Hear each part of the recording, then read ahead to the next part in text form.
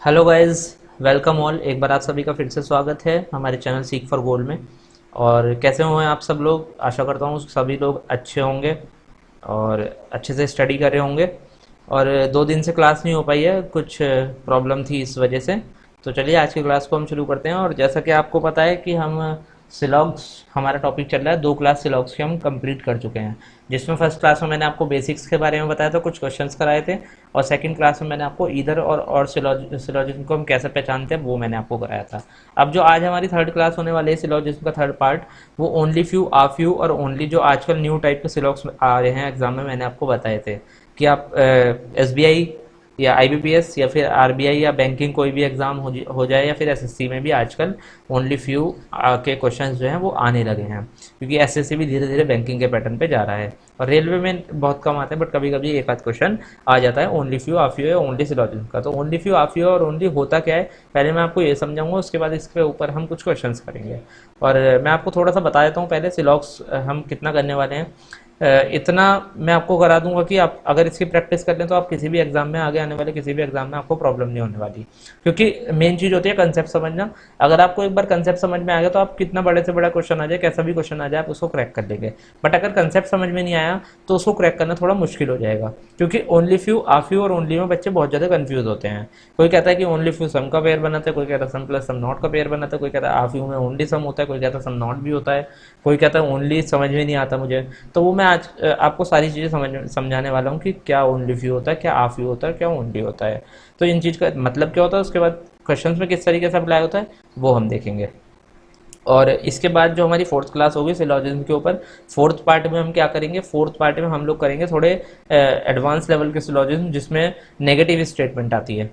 Negative statement में बच्चे बहुत ज़्यादा कंफ्यूज होते हैं, वो वाले सिलॉजिज्म करेंगे। और फिफ्थ पार्ट में, उसके बाद हम फिफ्थ पार्ट रखेंगे, उसमें मैं वो स्पेशल सेशन रखूँगा, उसमें 30 क्वेश्चन रखूँगा। और 30 क्वेश्चन में आपको मिक्स सिलॉग्स होगा, पहले पार्ट से लेके फोर्थ पार्ट तक जो हमने पढ़ा है उसके 30 क्वेश्चन होंगे, और वो हम वहाँ पे करेंगे। तो अगर ज़्यादा क्वेश्चन रख पाऊंगा तो ज़्यादा भी रख लूँगा, बट 30 तो होंगे होंगे, इतना मैं आपसे प्रॉमिस करता हूँ। तो चलिए हम अपना थर्ड पार्ट आज स्टार्ट करते हैं सिलॉग्स का, और देखते हैं कि क्या नया है आज की क्लास में। सबसे पहले हम कंसेप्ट समझते हैं। मैंने आपको पहले ही बोला था कंसेप्ट पे फोकस मैं करूँगा ज़्यादा। कंसेप्ट क्या है, स्टेटमेंट दे रखी है हमें ओनली ए आर बी, हमें दे रखा है ओनली ए आर बी। तो इसका हम क्या करेंगे, इसका हम ऑल कर देंगे, और ऑल हमेशा अप्लाई होगा ऑब्जेक्ट पे। मतलब क्या होगा, ये उल्टा हो जाएगा, ए से लेके बी तक का बी आर ए हो जाएगा, और ओनली की जगह ऑल हो जाएगा। Means all B are A, all B are A हो जाएगा, सारा बी ए के अंदर आ जाएगा, इस तरीके से। इसका मतलब तो ये होता है, it can be written as all B are A and B can't make any positive relation with any other element except A. अब बी का जो पॉजिटिव रिलेशन होगा ना, वो किसी भी अदर एलिमेंट के साथ नहीं होगा। नेगेटिव हो जाएगा, नेगेटिव तो होगा ही होगा, लेकिन मान लो यहाँ पे कोई और एक और एलिमेंट आ गया, सी, सम ए आर सी बोल दिया, तो सी हमारा यहाँ आ गया। तो बी सी के साथ नेगेटिव रिलेशन बना सकता है, मतलब बी सी के अंदर नहीं जा सकता, ना सी बी के अंदर आ सकता। बी सिर्फ ए के पास रहेगा और कहीं नहीं जा सकता। तो बी नेगेटिव रिलेशन बना सकता है, बट पॉजिटिव रिलेशन नहीं बनाने का। इस चीज़ को ध्यान से समझिएगा, क्योंकि इस चीज़ में बहुत सारे लोग कंफ्यूज होते हैं। वो जैसे स्टेटमेंट दे रखा है ओनली ए आर बी, और उसके बाद दे दिया सम ए आर सी, और कंक्लूजन में पता है आपको एग्जामिनर क्या देगा, कंक्लूजन में देगा some C are B is a possibility, और दूसरा कंक्लूजन देगा no C are B is a possibility. तो क्या होगा, some C are B is a possibility and no C are B, ये देगा, दूसरे वाले में पॉसिबिलिटी नहीं देगा। तो बच्चे समझेंगे कि इसमें इधर और लग जाएगा, सम और नो का पेयर है। जी नहीं, इधर और नहीं आएगा, क्योंकि सी बी के पास आ ही नहीं सकता और ना बी सी के पास जा सकता। बट तो बी का जो negative relation no B are C, वो वाला हमारा ट्रू हो जाएगा, सेकंड कंक्लूजन यहाँ पे ट्रू हो जाएगा। इस तरीके से आगे क्वेश्चन करेंगे, आपको समझ आएगा।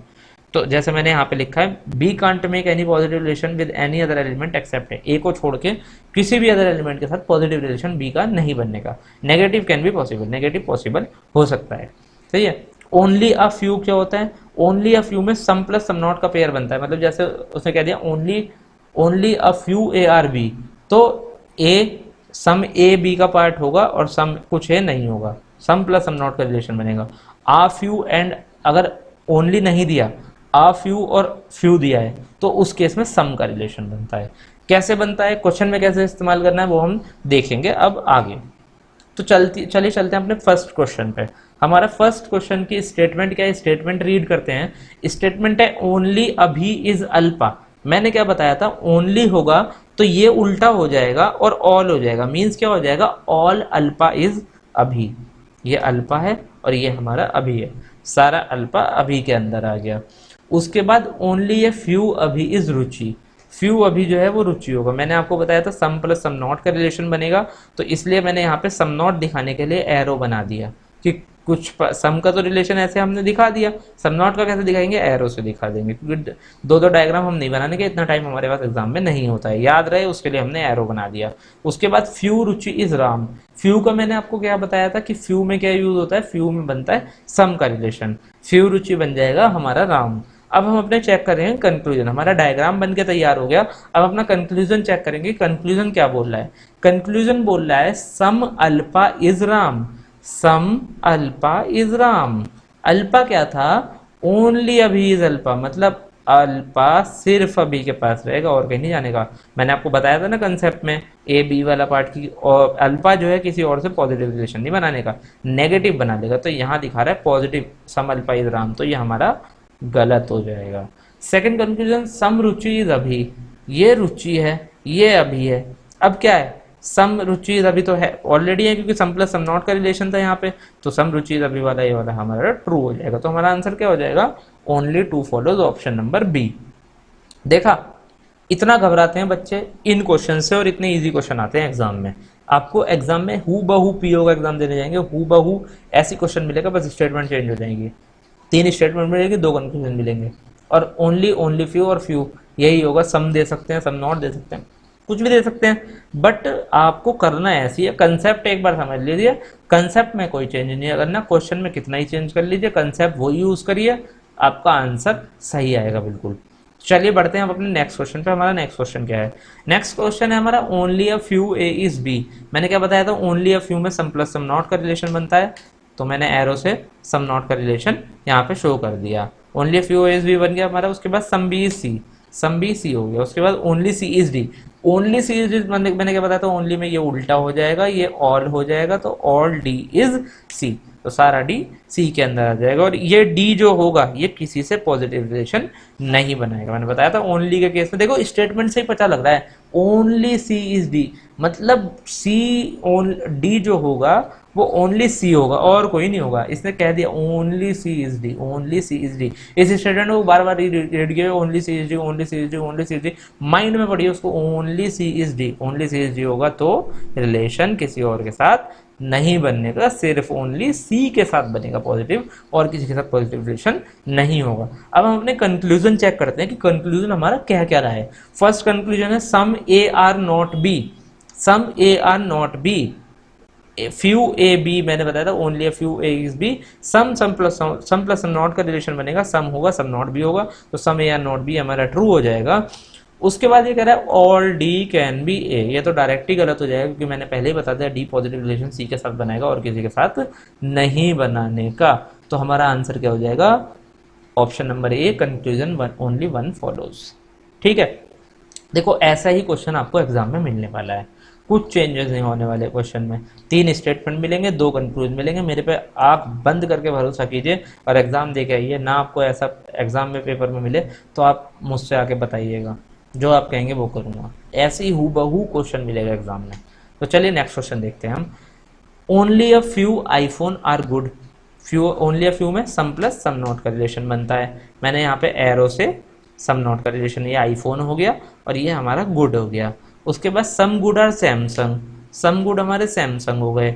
उसके बाद नो एंड्रॉयड इज आईफोन, कोई एंड्रॉयड आईफोन नहीं है, आईफोन ये रहा एंड्रॉयड। अब हम देखते हैं अपने, ये हमारा डायग्राम बन के रेडी हो गया। अब हम देखते हैं कि हमारा कंक्लूजन क्या कह रहा है। फर्स्ट कंक्लूजन हमारा कहता है only a few Samsung are iPhone. अगर एक बार समझ में ना आए 2 बार रीड करिए, एक बार अपने माइंड में बिठा लीजिए तो आपको कोई प्रॉब्लम नहीं है। Only a few Samsung are iPhone, only a few Samsung are iPhone, few Samsung iPhone, Samsung और आईफोन में कोई रिलेशन नहीं है, बट यहाँ पे पॉसिबिलिटी भी नहीं बताई, तो ये हमारा गलत हो जाएगा। अगर पॉसिबिलिटी कहता तो हो सकता था, बट आईफोन ये रहा, सैमसंग ये रहा, यहाँ पे हमारा कोई रिलेशन नहीं है, तो ये हमारा गलत हो जाएगा। उसके बाद हमारा सेकंड क्या है, all Android can be Samsung, all Android can be Samsung, Android का सैमसंग का कोई रिलेशन नहीं है। आईफोन एंड्रॉयड का रिलेशन है कि एंड्रॉयड और आईफोन में कोई रिलेशन नहीं होने का, मतलब एक दूसरे के पास नहीं जाने का, लेकिन एंड्रॉयड को सैमसंग के पास जाने से किसी ने नहीं रोका। और पॉसिबिलिटी भी बता रहा है, कैन बी का मतलब होता है पॉसिबिलिटी केस, कहीं भी आपको कैन बी मिल जाए तो मतलब पॉसिबिलिटी है, मतलब एंड्रॉयड सैमसंग के पास इजीली जा सकता है। तो all Android can be Samsung ये हमारा सही हो जाएगा। तो हमारा आंसर क्या हो जाएगा, option number B, only two follows. इस तरीके से आप रीड करिए, मतलब बार बार रीड करिए, only a few, only a few, only a few, some plus some not, only a few, some plus some not. ओ आ फ्यू या फ्यू आएगा तो सम बनेगा, या फिर आपका ओनली दे देगा तो उल्टा हो जाएगा और ऑब्जेक्ट पे लग जाएगा। तो इस तरीके से आप याद करिएगा, स्टेटमेंट को बार बार रीड करिए, कंक्लूजन को बार बार रीड करिए, आपको जरूर समझ में आएगा। और बहुत ही ईजीएस्ट टॉपिक है, 5 नंबर इजीली स्कोर किए जा सकते हैं एग्जाम में। SBI, IBPS, RBI, RRB PO, RRB clerk और क्लर्क पीओ दोनों में 5-5 नंबर का आता ही आता है। एसबीआई में 5 नंबर का मुश्किल ही आता है पीओ में, बट एसबीआई क्लर्क में 5 नंबर का आता है।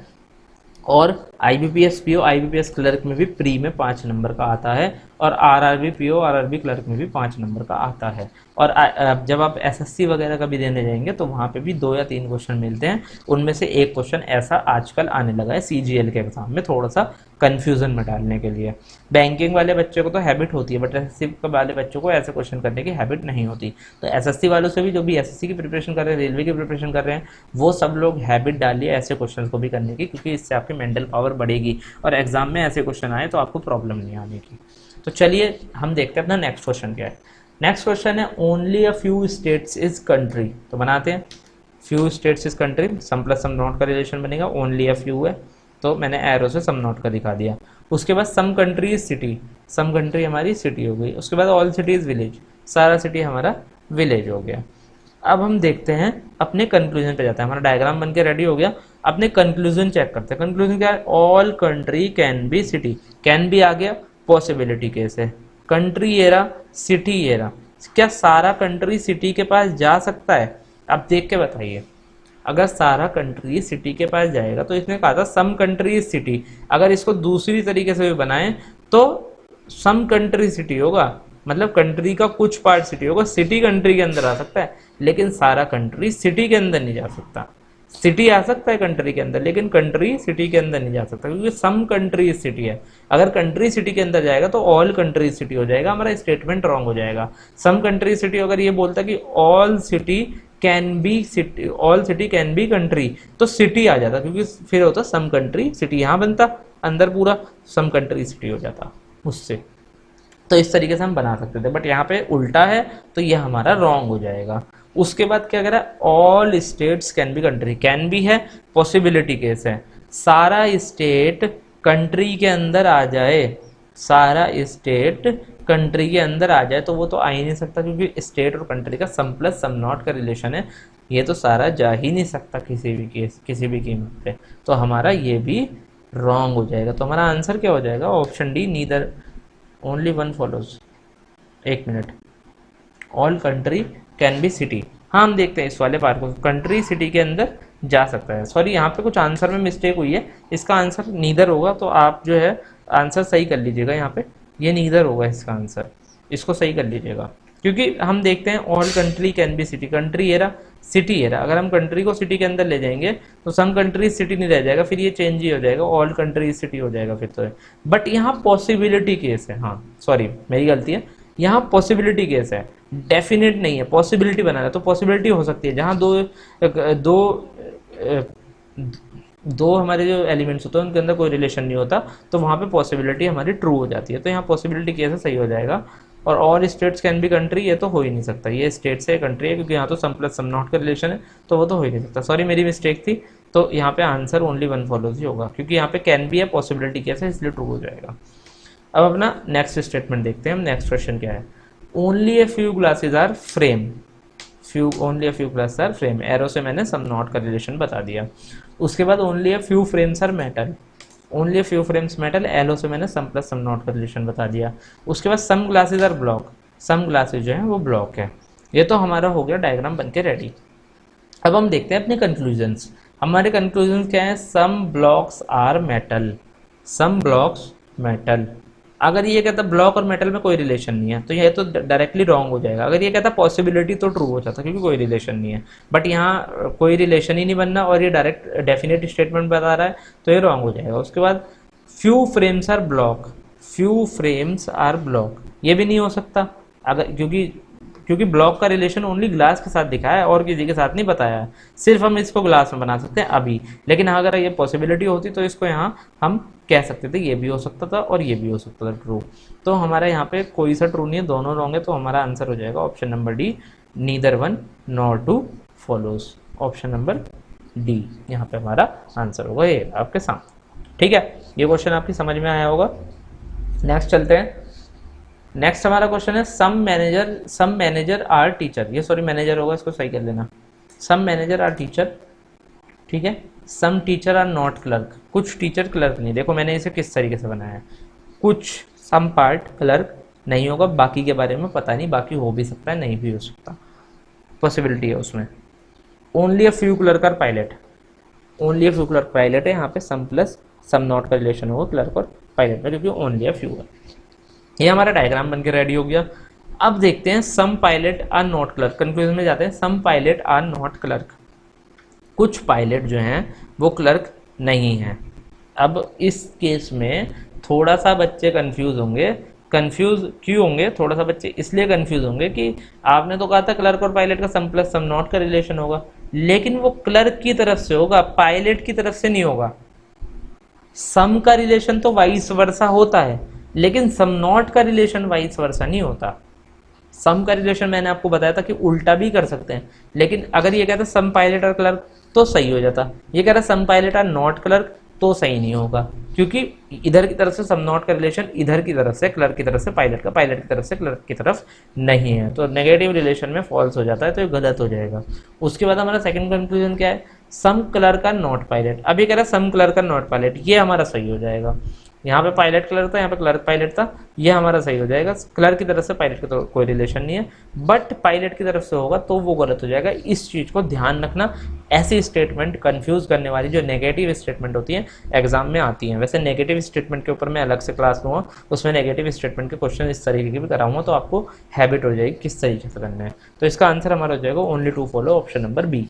ठीक है, तो ये चीज़ ध्यान रखना कि सम प्लस सम का रिलेशन तो वाइस वर्सा हो जाएगा, लेकिन सम नॉट का रिलेशन नहीं होगा। जैसे यहाँ पे था, ये कह रहा है some teachers are not clerk, ये तो बोल सकते हैं some teachers are not clerk, but हम ये नहीं बोल सकते some clerk are not teachers, क्योंकि क्लर्क का कुछ पार्ट जो बचा हुआ पार्ट है, क्लर्क यहाँ पे जा सकता है, इसी में तो नहीं जाने का, इसी की तो पाबंदी है। ये जो बचा हुआ पार्ट है यहाँ तो जा सकता है ना, तो सेम इसके साथ है। इधर की तरफ से कोई रिलेशन नहीं होने का, इधर की तरफ से इधर की तरफ आएगा तो रिलेशन बनेगा, वो मैंने आपको बताया कैसे बनेगा।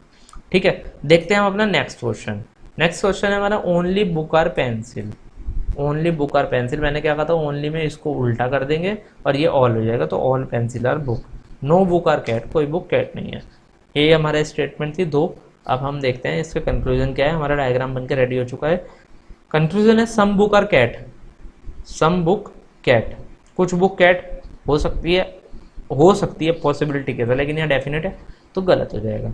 सम pencil can be cat, some pencil cat हो ही नहीं सकती, क्योंकि पेंसिल ओनली बुक के अंदर आ जाएगा अकॉर्डिंग टू स्टेटमेंट, और किसी और के साथ पॉजिटिव एलिमेंट के साथ पॉजिटिव रिलेशन ये नहीं बनाने का, सिर्फ बी को छोड़ के। तो हमारा आंसर यहाँ पे डी हो जाएगा, neither one not two follow. ये तो ईजी था क्वेश्चन था, आपके समझ में आ गया होगा, बहुत ही ईजी क्वेश्चन था। तो चलिए नेक्स्ट क्वेश्चन पे चलते हैं।